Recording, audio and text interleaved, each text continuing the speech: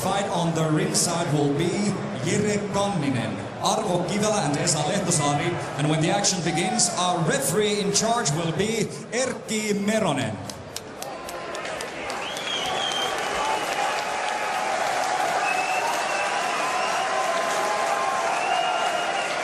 Ladies and gentlemen, introducing to first the fighter on my left, fighting out of the red corner.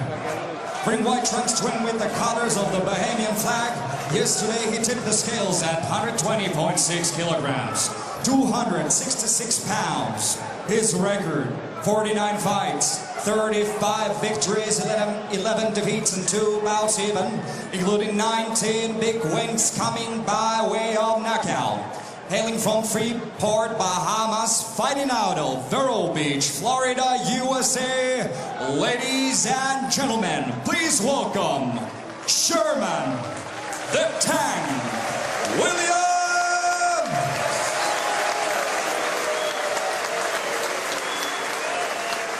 And his opponent across the ring, the fighter on my right, fighting out of the blue corner.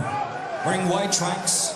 He weighs 113.1 kilograms, 249.25 pounds. In his professional campaign, he has 17 wins and no defeats. 11 of those wins inside the distance. Hailing from Borgo, Suomi, Finland, please welcome former European heavyweight champion known as the Nordic Nightmare. Here is Robert.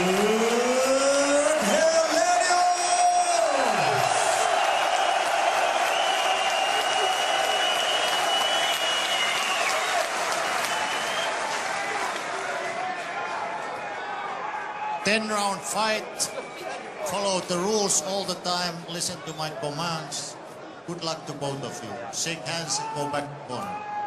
So we continue on Epix, the next generation premium and entertainment channel, video on demand and online service. Unified rules of boxing here again. 10-point must system. 3 judges score the fight. No standing 8. A boxer cannot be saved by the bell in any round. And it's Robert Helenius in his first fight in almost a year, meeting Sherman the Tank Williams. This is scheduled for 10, no belts on the line. Helenius owned the European belt for a while, but had to surrender it because of his inactivity. Bruce, this is a situation where it's real important for Helenius how he wins, not just if he wins. He has to win really impressively to assert himself as a natural opponent for either Vitaly or Vladimir Klitschko. I think also, Lou, the reality here is that he wants to try to make people forget about that terrible performance against Chisora. Make sure his arm is still sound. Put on a good offensive performance. You saw him shoot the body shot. And you said, look impressive.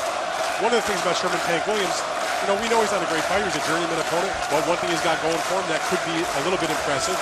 He's only been stopped 1 time in his career. And if Helenius can get that notch and be the second guy to do it, that at least means a little something. Helenius' size, and we talked about size in the first fight, obviously it wasn't a factor, but Helenius' size and his ability makes him a natural in conversations about who should fight the Klitschko sometime next year. And we're continuing with our size, which is one of our themes tonight. He's 6'6.5". Sherman Tank Williams is 5'11", so he's got a 7.5-inch height advantage, although Williams weighed in at 265 and Helenius at 248. And Helenius, he has to punch down this whole fight. So even though Sherman's got to punch up, it's not the easiest thing in the world to punch at the angle that Robert has to do to really get to Sherman Williams. To throw body shots and throw it even further down. It's not easy to do. But an uppercut can be effective. Very much so. Sherman's last fight was in Macau, and they actually called it an upset in June over Chauncey Welliver. It was a little bit of an upset, Bruce, because Chauncey had a tremendous record against not great opponents, but he was ranked by the sanctioning bodies, and Sherman did a nice job in that fight. I mean, it wasn't an exciting fight. I watched it a couple days ago. He did the business.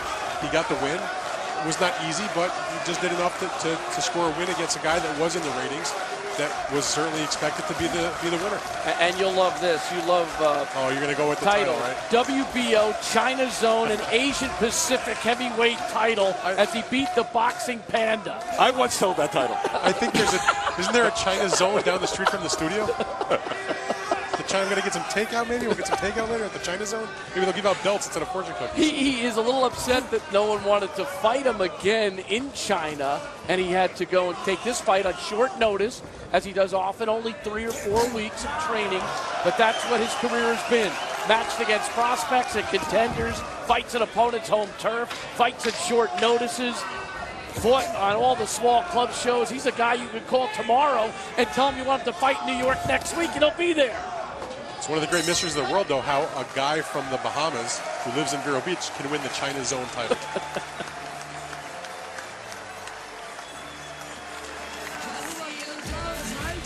This arena is the Helsinki Ice Hall, by the way. It holds 8,200. It opened in 1966. It used to be the main arena for all ice sports in Finland, but now with Hartwall Arena and Turku Halli, it's one of the backup sites. It's called the Old Hall of Helsinki. Here's the first round. Not much doing there, Lou. Helsinki a little edge for Helenius, I should say, in Helsinki. Helenius won the round as you expected him to. I wasn't particularly impressed, and I got to tell you, I'm not a huge fan. And the reason I'm not is I don't see the hand speed from this guy. And he's got physical tools, he's got ability, he knows how to throw punches, but, you know, they're sort of telegraphed. Can you give him a little time? This is round 1. He's been off for almost a year. No, I think he's talking about just in general. I don't think that's changing the speed. I don't think he's getting faster with time. The reason why people looked at Helenius as a guy that could potentially challenge one of the Klitschko brothers, number 1, of course, was size. Number 2, he draws a crowd, so it'll be a fight that could generate some money in another country besides just Germany. And also, he had put away some good opponents. Former title holders, Lyndon Brewster, granted he was totally done, Lajakovic, and you know, looked good against that. There was something there to look at. Not without skill, but not the athleticism of a Klitschko. Lajovic, Peter, and Brewster were all former champions. Samuel Peter's the other guy. So 3 out of the last 7 fights were against guys who held belts. And the Peter knockout was utterly sensational. So that was something that you looked at and said, boy, oh boy. He was up and coming, and he was ranked very high, and he was just maybe a fight away from getting a title chance. Hey, don't get me wrong. He's a legitimate top 10 heavyweight. There's no question about that. It's just when you see a performance like you just saw from the champion Vladimir Klitschko, you watch another big man here, you see a very different level of athleticism. It looks like it's slow motion. Exactly. You know, one thing about Williams, you'd think some guys would be a little freaked out by the size. He's 5'11", fighting a guy 6-7 inches taller than him. Sherman Williams has experience against big, tall guys. He's fought, you know, Jameel McClain, for example. He's been a sparring partner of the Klitschkos in the past. He fought Holyfield. Well, not a big heavyweight, though. I'm talking about in terms of the height. You spar with Klitschkos, you're looking up. You fight a guy like Jameel McClain in a pro fight, you're looking up. So you know, it's interesting, but they may not have done Helenius any favors by putting him in with a guy this much shorter. I mean, as you pointed out earlier, it's a much more difficult fight to fight. Well, don't forget also, Sherman Williams is not the first selection in this fight. He was originally supposed to fight another opponent, undefeated guy, untested from Finland. And when he dropped out, Sherman Williams, as he has done many times in his career, he got the call on short notice, 3 weeks for this fight. But Sherman stays in the gym and keeps himself in somewhat fighting shape. And so he has always been a guy willing to take fights on the road and do his business elsewhere. And it makes you wonder if Helenius maybe didn't have the benefit of sparring partners he was punching down at. Because he seems right now that the height is a little bit of an issue. He's missing punches high, if you notice. Yes, and if you're trying to throw that jab and you've been working on it at eye level or just a little lower, that's hard to do, giving away 7 inches. I say giving away in this sense because it's hurting him. To the body went the Tank a couple moments ago, which was a pretty good shot there. You know, conversely, if Tank looks over and sees a stomach right in front of him, he can go to that stomach all night long. Because he's about eye level with Helenius' chest. And that's no exaggeration. You know, but interesting, he's not throwing to the body. We just did, as I said, the body shot. I think the Sauerland people that promote Robert Helenius, they did the intelligent thing here. They weren't going to take Helenius, who has the possibility of getting a big time fight for one of the titles, and matching him coming off of a serious injury in a really, really difficult, tough fight right out of the gate. Another workmanlike winning round for Helenius. And Helenius said, I'll be ready for the Tank. My shoulder is healed very well. My other arm has actually gotten much stronger, so now I can do damage with both hands. It's great to be fighting again. I am perfectly fit. You know, this fight is on pay-per-view in Finland, which goes to show you the popularity that he has in that country. There's not a lot of fighters that come from there, at least not active today. And you know, he has a business built around him. So if he can fight a guy like Sherman Williams and it's on pay-per-view and people will pay for it, that means economically, if he's fighting a Klitschko or some other big name, it's going to bring that much more money. I hope those people who paid got good undercard.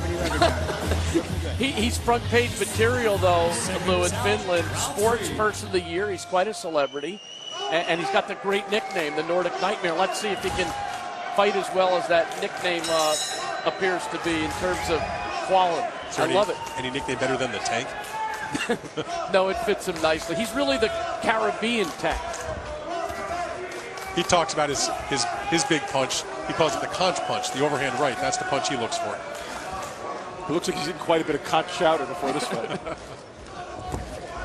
So Helenius threw a jab there, and then he just backed off instead of doing what Klitschko did, which is double up on the jab, then look for a combination. Well, his output so far is looking a little bit more like Vach than it is Klitschko. I mean, you'd like to see Helenius be more active. Yes, I would like to see him be more active right now, totally particularly early in the fight against a guy who's outclassed. There's a crisp jab, and he nailed him right on the button. Might take him a little time with the size differential. So he could use it seeing a tape of Vlad. That 1-2 could really serve Helenius well. You're seeing jabs come out, but they haven't been followed with right hands, at least not so far. There's another jab, nothing behind it. And this is an awkward fight in terms of size for both guys. Yeah, a little bit of Mutt and Jeff going here. Tank goes to the belly again. I'm trying to think of a fight where I've seen such a disparity in size. The one fight I always think of when it's this type of crazy height difference, I think back to a junior lightweight championship fight that you might remember well, Lou, because I think you put it on HBO when Chico Corrales fought John Brown, a guy 5'10" against a guy that was like 5'3". Yeah, that 5'3" guy was a tough little guy. He was a tough guy, but it was such a tremendous size difference that you looked at it and you just kind of shook your head. But interestingly, that does not make it easy for the taller opponent. It does not make it an easier fight to fight a man that's that much smaller. And Helenius seems to be having problems a little bit with that height differential. The one thing he's doing that I think is pretty good is, even though there is that difference, he is reaching down and trying to throw the right to the body, which he's done a number of times. And there's ample body there for him to throw to. So if he can connect, maybe he can do some damage, because Tank's had a great chin during his career. You know, Dan showing encyclopedic knowledge, Lou, so much to the point of a fight that you put on, he remembers better than you did. Not surprising. Lou's probably tipped back a few more drinks since then than I have, so maybe that's why you remember better, right? Before, during, and after that. Final minute here of the third round. I still would like to see more punches coming he's from got to get active. He's standing over his opponent. Why not throw the jab? Throw a right hand. You know, Deontay Wilder sparred with Klitschko, probably served him well. Helenius should probably spar with the Klitschko, and it probably would serve him really well. The difference, though, is I think that they have designs on fighting him. I don't yes, think and they will fight him because it'll be such a huge money fight in Europe that fight eventually will happen. The reason that Deontay, first of all, it's great experience for Deontay, but they're a little bit further apart in where they are in their careers, where you can't look and see Deontay fighting Klitschko in the next couple of fights. Robert Helenius could fight Klitschko in the next fight or a couple fights down the road. The lack of activity from Helenius is making Sherman Williams a little bit brave in there. And he showed a little flurry there and then grabbed his opponent at the end of that round. Well, the Finnish fans don't seem to like what they're seeing because you hear them booing after that round. I think that was a better round for Sherman Williams, and I would give him that round. Would you really? Would you? No. You know what? I wouldn't give him the round, Bruce, but I'm going to give him the round because Helenius doesn't deserve to win a round that he was that That's fair. That's fair. I mean, come on. I mean, you're in there with a guy that's much smaller. That's why they leave the scoring to me on the show, Lou, because I don't do that. Well, guess what? I do. That round, score. Well, I'm sorry that round pissed me off. Here are the numbers through 3 rounds as Dan tries to knock me down on the side. Helenius, 22 punches landed. Those are Vach numbers. The percentage is poor on both sides. Very poor. About 20%. You got to cut some slack to Robert because he's been off for 342 days. And he's got a difficult size guy that he's fighting. But I'd like to see some productivity increase here. I'd like to see there be more action, a greater rate of activity. He needs that to assert himself as a major heavyweight contender. What we see in the first 3 rounds, in my view, he hasn't really done that. Well, one thing about Helenius, though, in his other fights, even against some more experienced, better guys like the former champions that he had fought, guys like the St. Peter, those types of fights. He got big knockouts, but it wasn't like he was in there throwing a million punches. He picks the shots, as they say. You know, he's economical. He doesn't waste a lot. And he's in with a guy that he knows, just by looking at the record, is durable, has a great chin, has been in with a lot of experienced guys. You know, Sherman the Tank Williams has fought Evander Holyfield, granted when Evander was very old, you know, just a couple fights ago. Jamil McCline, Obed Sullivan, Al Cole, Chagayev. So he's got experience. Yeah, a lot of guys. There's no question about that, but he's throwing punches well below right now the average heavyweight output. And you'd like to see a little bit more from a guy that's considered to be this good a prospect. There, a jab gets through by Helenius. Sherman's got the right idea. He's trying to dig a little bit to the body. It's hard for him to reach the head, so might as well go where you can find it. Look, Sherman's the last round and a half. Sherman's, you know, making this more of a fight. Saw him miss with the overhand right, the conch punch. He's going to have to get lucky to land that. Helenius has him in the corner here. Let's see if he just fires. There's a jab. I don't see a right hand. There's a right hand. He needs more of that, a 1-2. You've got your opponent in the corner, and back comes winging Sherman Williams.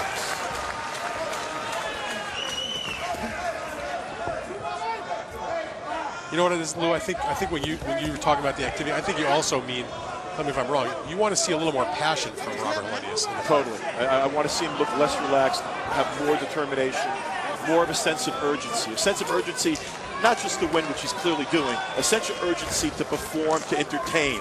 Boxing's the entertainment business, and that's what something Helenius has got to learn. This is the entertainment business. So you could be poised, but show me some passion while you're poised. Like the champion Klitschko. Vlad Klitschko just did earlier. He showed you a lot of passion, and he put on a performance in a one-sided fight that was entertaining. Right now, I want to see more of that from Robert Helenius. And you're seeing Sherman Williams double up, going left hook to the body, left to the head. He hasn't hit and hasn't been effective necessarily, but at least he's making an effort. Now Helenius finally goes to the body. And also with a little bit of an uppercut, which is a smart idea. And honestly, if he throws more uppercuts, he's going to have more success.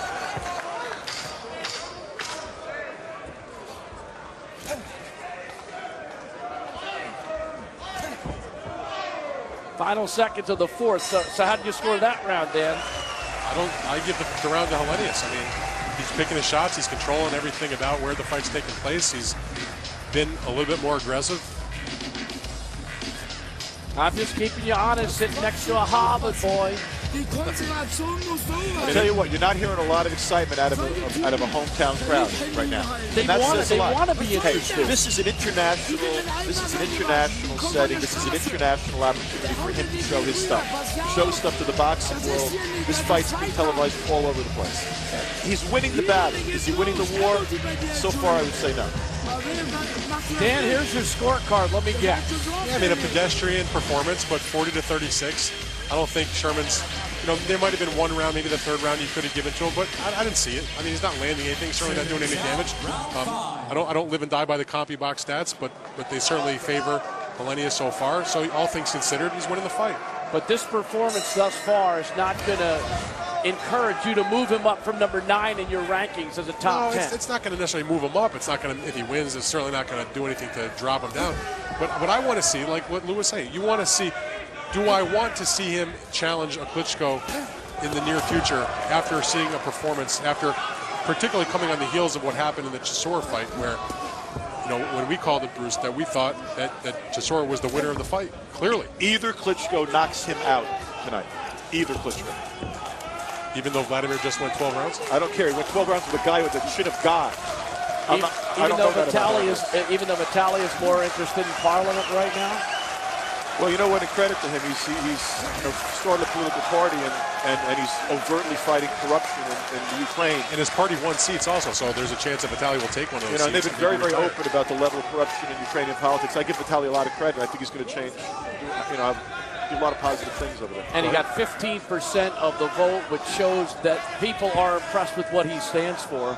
Yeah, the people at the party told me they'll get about 40 seats. Look, in fairness, Vitaly Klitschko has nothing more to prove in the ring, really, truly. And he may have a whole lot more to prove in the political arena. So it'll be interesting to follow him in the future. And the corruption in the Ukraine may only be slightly worse than the corruption in boxing. You said it, not me. All right, where's Hellenius' jab here in the 5th round? Same place his right hand is, being held up in front of him. It was a decent right hand. And the problem is not that the right hand's not there, so he just only throws one at a time. And about every 20 seconds. He hasn't fought in 348 days, but this isn't ring rust, I think we're looking at right now, as much as just inactivity in this fight.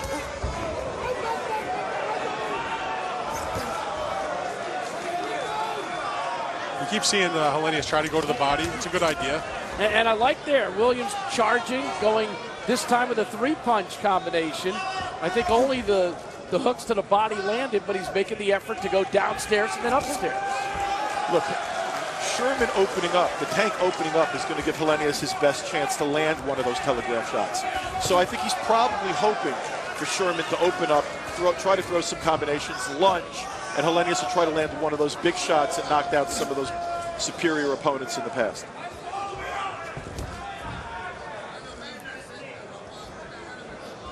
But right now he's boring the hell out of me. 20 seconds left in this 5th round.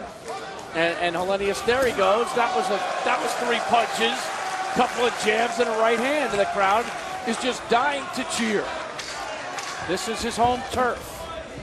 They want to be entertained here tonight. Good jab right there. By the way, we will be going back to Hamburg, Germany, to hear Chris Mannix's interview with Vladimir Klitschko in his earlier victory over Marius Bach. And we'll have highlights. And there were many. Gotta get busy. Mostly one-sided. I would say all for Klitschko, but one. We will see 1 punch for the 5th round from Bach, but when I say highlights, his execution was awfully good. Oh, tremendous offensive performance. And really not a bad defensive performance either. No, it was textbook stuff. That was a fight to show a young heavyweight. You know, what poise is, what professional. I mean, Vladimir's a complete fighter. That's all there is to it. I mean, there's a lot of people that don't give him the credit. Look, if you're going to put any heavyweight in the world on a top pound-for-pound list, He's it. He's the guy. He could be on that pound-for-pound. And right now, Hellenius, this is his audition, if you will. And I ain't hiring. And to think about those punch stat numbers, 1 through 34 punches in this round, 1 through 31. Remember, there was a round in that fight where Klitschko landed 44 of 84. That was in the 8th round. So he landed more than these guys both in that round tried to throw individually. Crowd is just waiting to jump here as Williams doing his part. He's trying to be busy. But I think also, Bruce, the expectations from Sherman Williams are obviously much less than what the expectations are from Robert Hellenius. Tank's doing what he's supposed to be doing. Right. He's trying. He's hanging in. He's showing a good chin. He's working hard. He's an honest fighter, like we said in the earlier part of the fight. You expect more out of Hellenius. You expect him to be aggressive. You expect him to be a little busier, show a little more passion. He's not doing it. Well, let me ask you this question. We know who's winning the fight. It's clearly Hellenius. Right now, who's the more passionate fighter in the ring? I think Tank. Yeah, so do I. Maybe mildly so. I don't exactly see Tank being overly passionate himself, but he's got a little bit more of an attitude, it seems like. Well, Hellenius still has some rounds here to show some stuff. Let's see if he can do that. I'm happy it's a 10-rounder, not a 12-rounder. I'm with you on that. I was thinking it was 8 at one point. You know, there's really very little excuse, I'm sorry, for Hellenius backing up to a man who's this much smaller. He's the Tank. Oh, hit by the Tank. He has hurt him. He hurt him. Backed up. Here he hurt him. His legs are going. Let's see if Tank, with a lot of time to go, can follow up on it. He landed a big right. Overhand right. Here's where Tank should be aiming lower. Go for the body. He has that body. As you said, he's facing that chest. Throw it at that chest. Good uppercut by Tank. He should be throwing to the body right now, Bruce. That's a mistake he's making. I think he might have surprised himself with the way he landed that punch. Maybe it wakes Hellenius up a little bit. Another overhand right by Sherman Williams. Maybe this will implore Hellenius to fight more. Well, we know who's winning this round. Hellenius looks a little discouraged. He looks a little tired. It looked like he got shaken up with that one punch. And it's not his shoulder this time. It's his chin. See here, Tank's punched out a little bit. You're seeing what happens when a guy's on a couple of weeks' notice. And when a guy's 40 years old. And 40 years old. I think he knows he should be going after him, but he doesn't have anything left right now in this round. No, I think he punched himself out early. He's just waiting for that bell to end the round. Let's see if he can do it again going forward. But the best punch of the fight was delivered by Sherman Tank Williams here in the 6th round. And that's one thing about heavyweights. Finally around for the Tank. There can be one punch. And we always say there's a puncher's chance. And this one doesn't look like you would say that going in as a precursor to the fight, but it happened. And it almost ended up in a knockdown. You know, watching this fight, we have a number of up-and-coming. Here's the replay, too, coming up. There it was, beautiful right in. Buckled his legs. We have a lot of young American heavyweights that I think could be competitive with Robert Helenius. Oh boy, that was a real serious shot. If Tank had a little more pop in his punches, that could have done some serious damage. In other words, if that's Klitschko or Walker or a guy like that, he's asleep. He's asleep, exactly. It's Tank Williams, 5'11", 40 years old. And I'm not so sure he's not asleep if it was Deontay Wilder or Tor Hamer. Oh, Deontay is a tremendous. Now, right. Tor Hamer's your guy, so you had to bring him up, right? Sorry. No, but Deontay, objection sustained. But you know what? I'll list another 7 or 8 young American heavyweights that I think could be competitive with Helenius. That's fair. Understood. That's how to keep it honest, Lou. You got it. Bruce is like our referee, right? That's fair. It was fair. He backed off. No more publicizing youngsters. Yeah, but in Lou's defense, Hamer is coming off a real nice performance. And he fits the description that he was trying to make there. A young guy, hungry, pretty good fighter. Tank, are you thinking about another overhand right? You know you got it through once. The conch punch. Let's see one more. So, Dan, did Tank finally earn a round? Yes, sir. One good quality conch punch lands on the button and wobbles a guy and rocks him dead in a round where not a whole lot happened. Definitely have to give the round to the guy that did the damage. It was almost 10-8 if you looked at the whole fight as a whole and how much damage was done in that one punch. It was the best punch of the fight so far, put it like that. Proportionately, that round was 10-8. Helenius is winning the fight like we've been discussing, but he hasn't landed anything that made you perk up and say, oh my. And he's not winning new fans, which is one of the things he set out to do, or at least his handlers did, his representatives tonight. Wild right hand missed by Tank.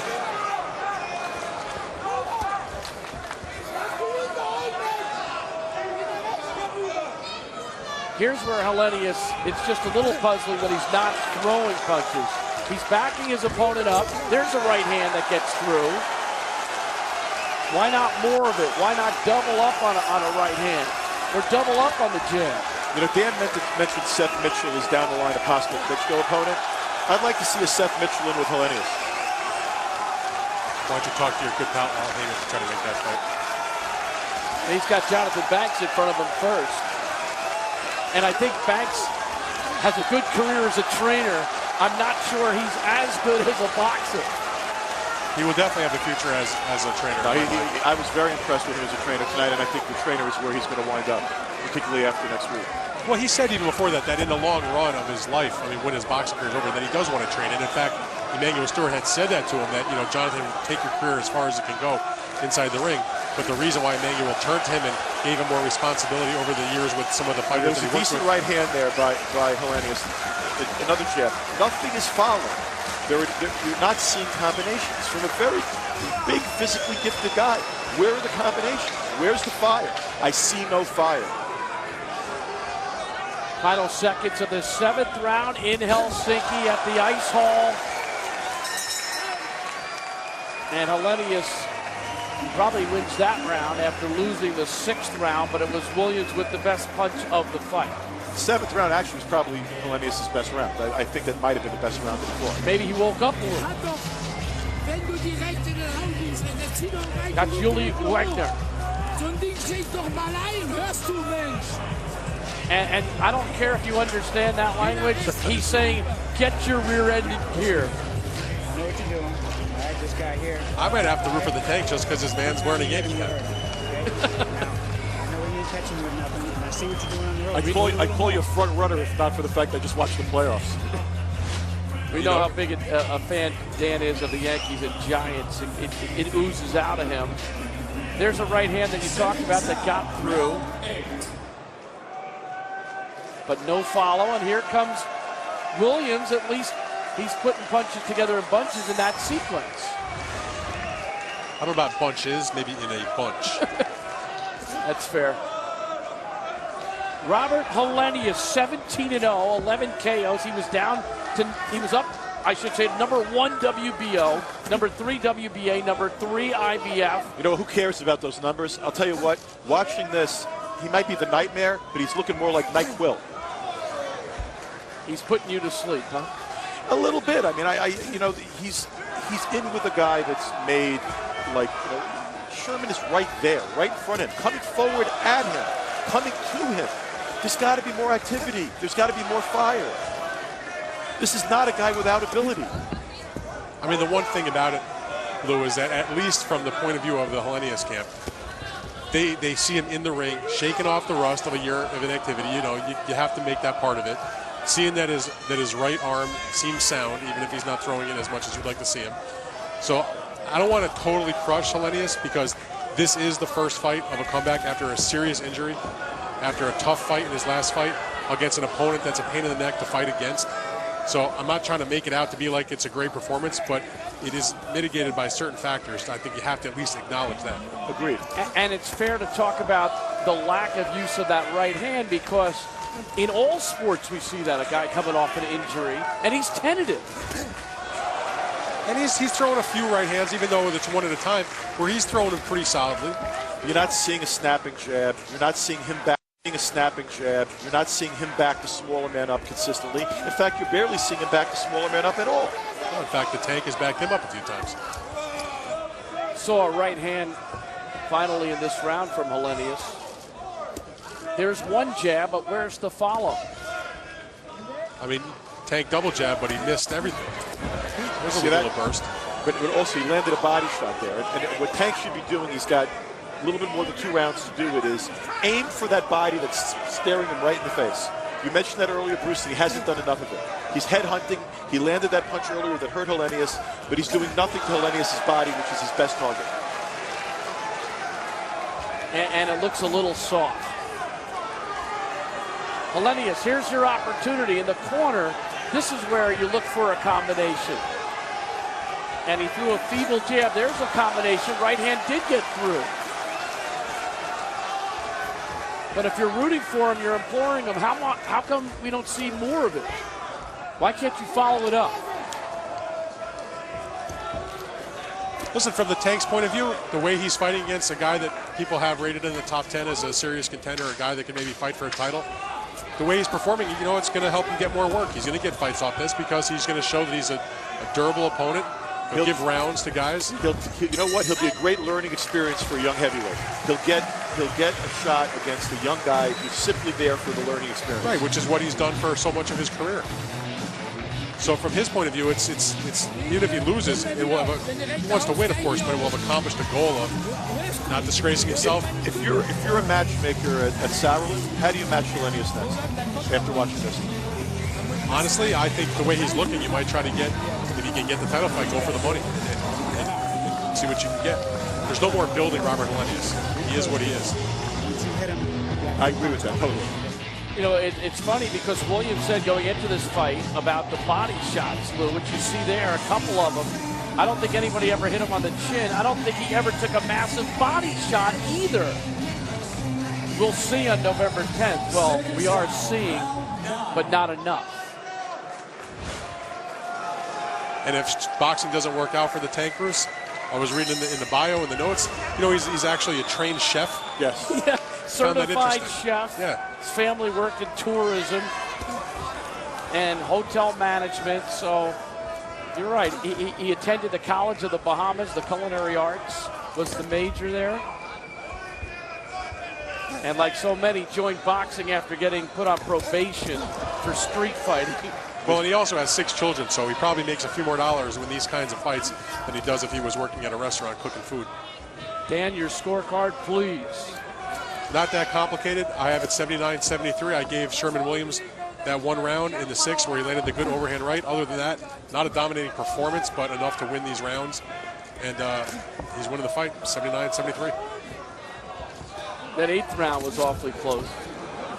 I have it 78-74, but that's probably just a matter of... I have it 6-2 as well. And if he could beat if he could beat Chisora in the decision he got in Helsinki in that kind of fight, he's not losing this one. No. There it is. There's a good right That's a right hand that actually knocked the tent back. And it came off a combination, so it was doubly effective.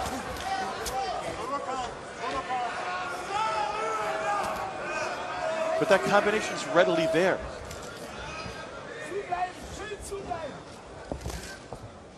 It's like not swinging at a pitch that's right there and letting it go for a called strike.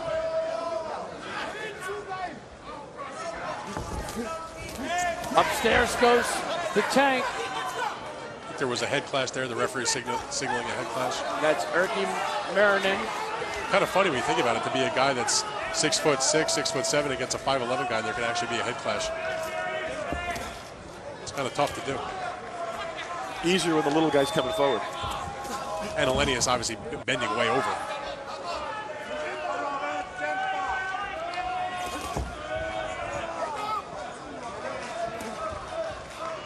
In the last fight, we talked about Vach fighting smaller than his size. Here, Helenius would be better off fighting a little bit lower. There he goes to the body. That's that same right hand he's thrown to the body quite a few times this fight. Hasn't been all that effective. But you know what? If he wants to land, throw some uppercuts. The guy's right there. I don't know if has he thrown one? I haven't seen one, I don't think. Well, he's thrown a weird sort of underhand, almost an underhand jab. I don't know if you describe it, but an uppercut would certainly be an effective punch against Sherman Williams. The crowd is just waiting to explode. If he could just give them something to celebrate about.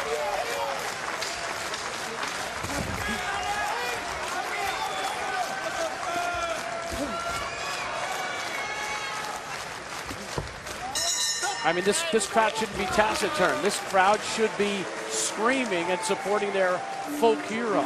Still to come, we've got Chris Maddox's interview with Vladimir Klitschko. Dr. Steelhammer, who won a unanimous decision just a little while ago on Epix over Marius Vach. And we've got highlights of our earlier bout, and there were a lot more to talk about.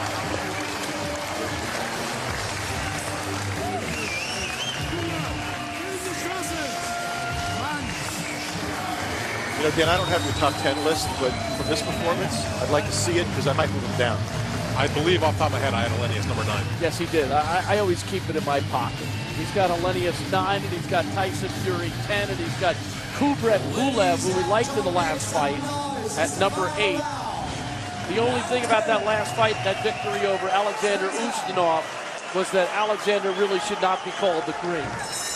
He's Alexander the Good, but it was a good performance for Pulev. It was. He's got some ability. I mean, Pulev is one of the more impressive younger guys. He seems like he takes a good shot.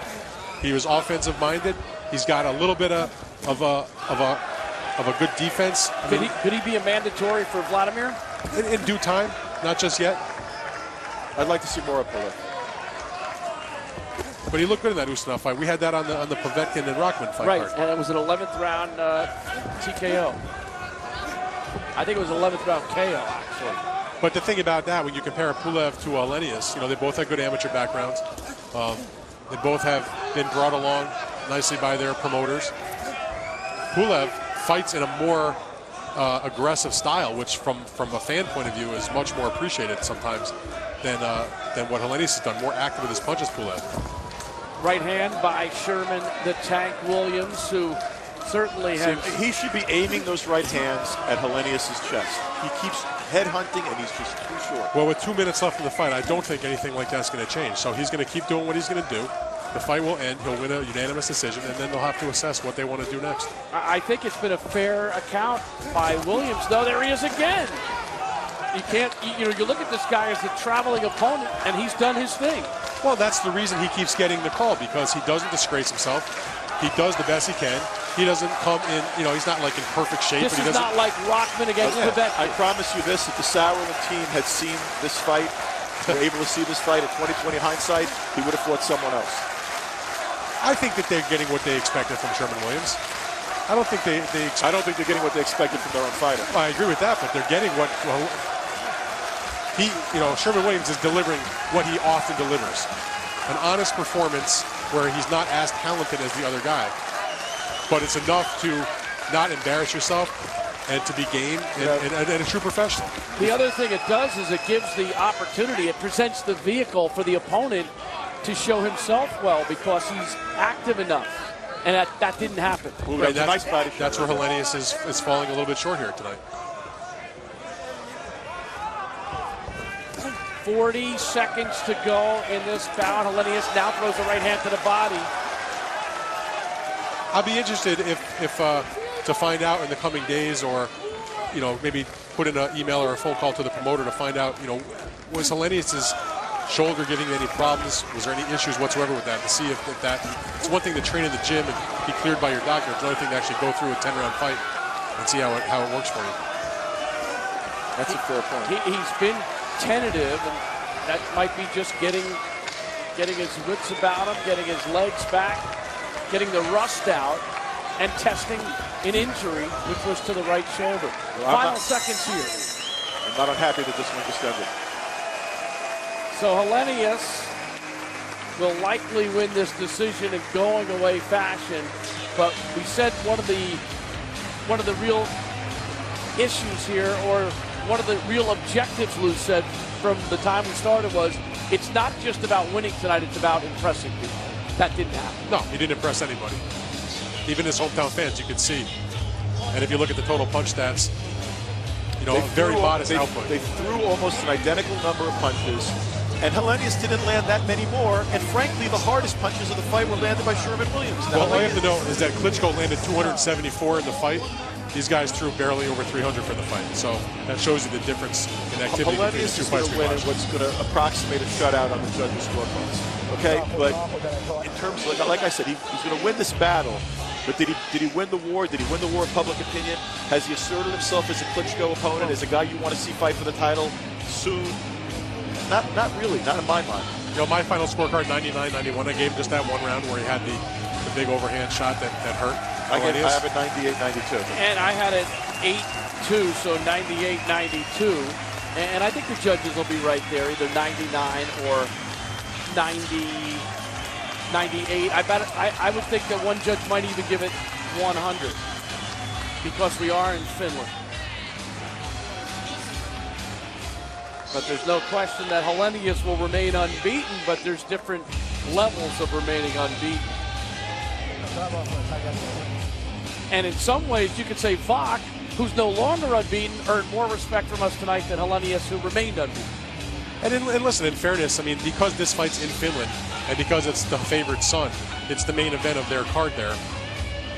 In America, in other places, this would have been a fight that was on the undercard of a bigger fight.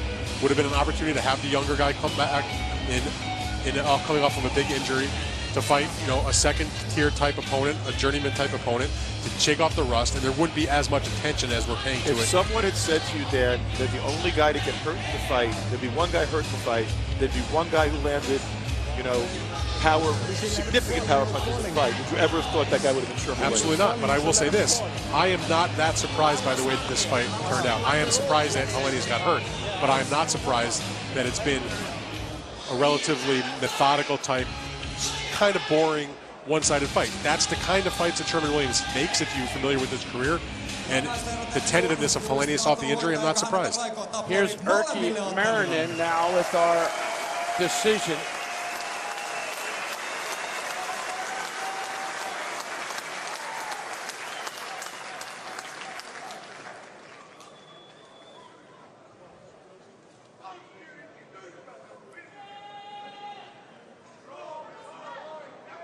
Still waiting for Erkki to give us the final numbers. Ladies and gentlemen, after 10 rounds of boxing action, we go to the scorecards. Here are the score totals. Jere Kanninen had it 99-91. Arvo Kivelä 99-93. Esa Lehtosaari had it 98-93. All in favor of the winner by unanimous decision. Ladies and gentlemen, the winner is the Nordic Nightmare.